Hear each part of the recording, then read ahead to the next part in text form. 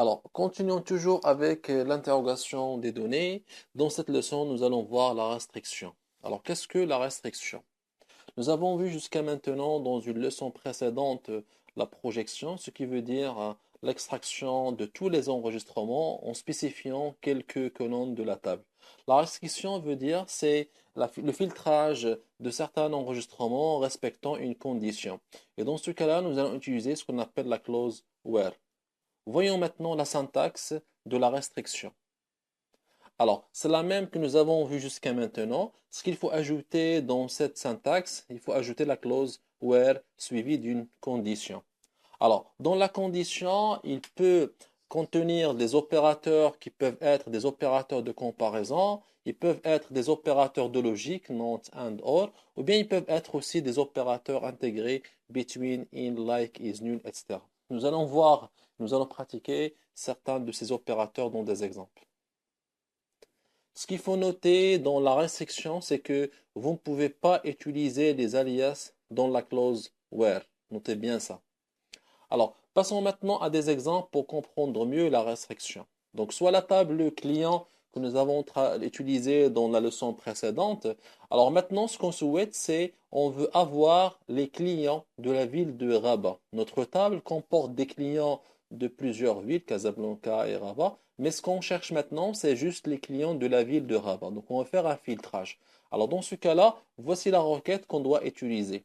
Select étoile veut dire étoile toutes les colonnes, tous les champs, from client. Et maintenant, nous allons faire appel à la clause where. Donc, where suivi de champ. Alors, la question maintenant, c'est quel est le champ qui va nous servir pour faire le filtrage? Nous avons dit que on cherche les clients de la ville de Rabat. Donc, le champ qui nous intéresse, c'est le champ ville. C'est pour ça que vous voyez ici, dans la clause where, suivi du champ ville, égale à Rabat. Alors, Rabat, maintenant, ce n'est pas un champ, c'est une valeur. C'est pour ça que nous l'avons mis entre apostrophes parce que c'est une chaîne de caractères.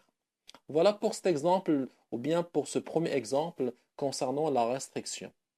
Alors, le résultat, c'est qu'on va avoir deux enregistrements, ce sont des clients de la ville de Rabat, et vous remarquez qu'on n'a pas spécifié les colonnes, mais on a mis étoile pour dire qu'on veut voir tous les champs.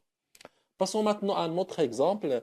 Alors, l'exemple dit qu'il faut afficher les noms des clients et leur chiffre d'affaires.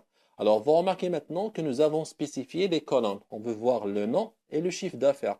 Alors, de la ville de Rabat. Donc, on souhaite voir les noms des clients et leur chiffre d'affaires des clients de la ville de Rabat par ordre croissant selon le nom du client. Alors, à votre avis, c'est quoi? Quelle requête faut-il exprimer pour répondre à cette question? Alors, la requête est celle. Alors, select non-cli, virgule, chiffre d'affaires. Donc, on spécifie les colonnes.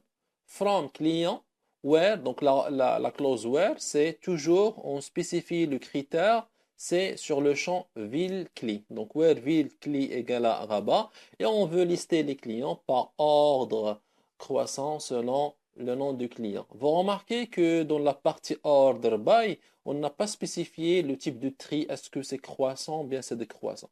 Nous avons dit que l'ordre de tri croissant, il est par défaut. C'est pour ça que nous n'avons pas mis l'option ASC, veut dire ascendant. Alors, dans le résultat, on va avoir deux clients de la ville de Rabat, mais dans ce cas-là, par ordre croissant selon le nom.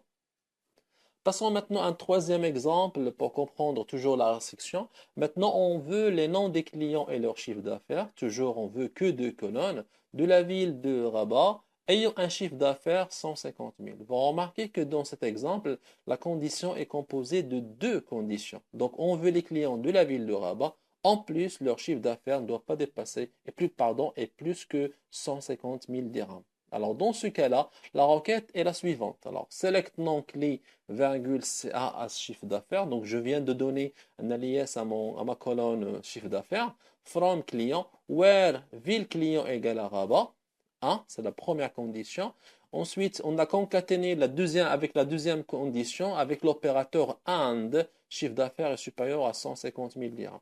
Cela veut dire que la condition doit respecter la vérification des deux conditions. Ville client égale à Rabat. Aussi, le chiffre d'affaires doit être supérieur à 150 000 dirhams. Alors, voici le résultat. Dans ce cas-là, on aura qu'un seul client qui a le chiffre d'affaires supérieur à 150 000 dirhams et qui est de Rabat. Voyons maintenant l'opérateur between. Alors l'opérateur between exprime ou bien on l'utilise lorsqu'on veut tester l'appartenance à un intervalle de valeurs. Prenons un exemple pour comprendre. Alors soit la requête suivante. Donc on veut sélectionner les noms des clients et leur chiffre d'affaires de la table client. La condition c'est que si le chiffre d'affaires between, ça veut dire entre 50 000 et 150 000. Donc on peut exprimer ça de cette manière-là. Bien, on peut exprimer ça en utilisant les opérateurs de comparaison inférieur à égal et supérieur à égal. Ça en ce qui concerne between. Le résultat, comme vous voyez.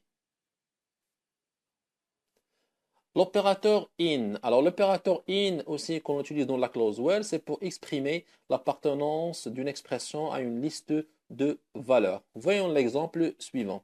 Alors select non-client as non-client from client where will cli in Rabat Casablanca. Cela veut dire on veut extraire les noms des clients ayant la ville soit Rabat ou bien Casablanca. On met les valeurs, ce que vous remarquez entre parenthèses, plus entre apostrophes parce qu'il s'agit des chaînes de caractères.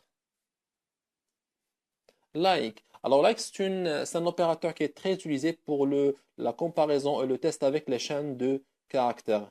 Généralement, on utilise deux symboles, le symbole pourcentage et le symbole caractère de soulignement. Alors, voyons un exemple pour comprendre. Alors, select non-client, ville client, from client, where non-client like, entre apostrophe, pourcentage A, pourcentage. Cela veut dire qu'on cherche tous les noms des clients et les villes des clients ayant le nom du client qui a le caractère A. Ils commencent par n'importe quel caractère et ils finissent par n'importe quel nombre de caractères. Le symbole pourcentage peut être soit un ou plusieurs caractères.